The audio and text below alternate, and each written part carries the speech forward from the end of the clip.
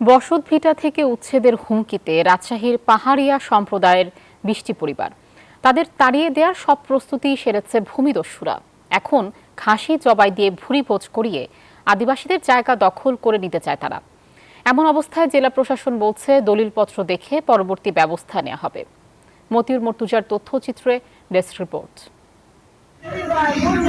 শত বছর বয়সী পাহাড়ি সম্প্রদায়ের আদিবাসী নারী ফুলমণি বিশ্বাস জন্ম থেকেই বাস করেন রাজশাহীর মোল্লাপাড়া হরগ্রাম আদিবাসী পল্লীতে। তার নির্বিঘ্ন বসবাস 4 প্রজন্ম ধরে।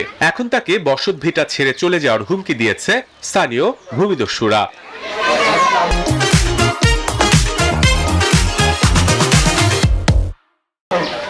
ফুলমণি বিশ্বাস জানান, ইন্দ্রধূপী নামের এক নিঃসন্তান ব্যক্তি শত বছর আগে তাদের এখানে নিঃশর্তভাবে বসবাসের জায়গা করে দিয়েছিলেন। তারপর থেকে এখানেই তারা বসবাস করে আসছেন।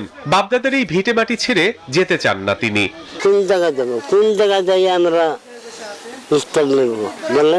বসত ভিটা ছেড়ে কোথায় যাবেন সেই চিন্তায় দিশেহারা 9 মাসের গর্ভবতী পার্বতী রানী। তার মতো অন্যদেরও কোথাও যাওয়ার জায়গা নেই। তারপরও প্রাণ বাঁচাতে বাড়ি ছাড়ার প্রস্তুতি নিচ্ছেন।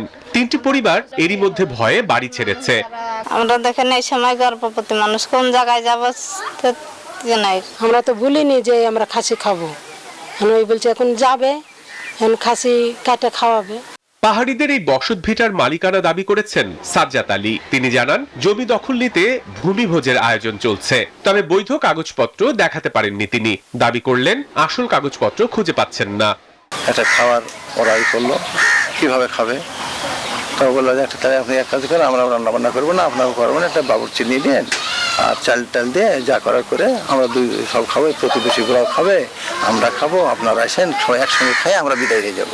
পুলিশ বলছে আদিবাসীদের উচ্ছেদের বিষয়টি জেলা প্রশাসনকে জানানো হয়েছে, আর জেলা প্রশাসন বলছে খতিয়ে দেখা হচ্ছে কাগজপত্র। যে কোনো জায়গায় যদি আদিবাসীরা ঝুঁকিপূর্ণ হয় অবশ্যই পুলিশের পক্ষ থেকে ব্যবস্থা নেওয়া হবে।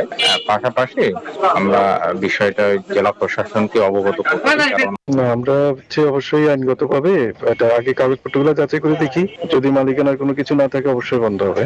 আমরা যে কাগজপত্রগুলো যাচাই করছি।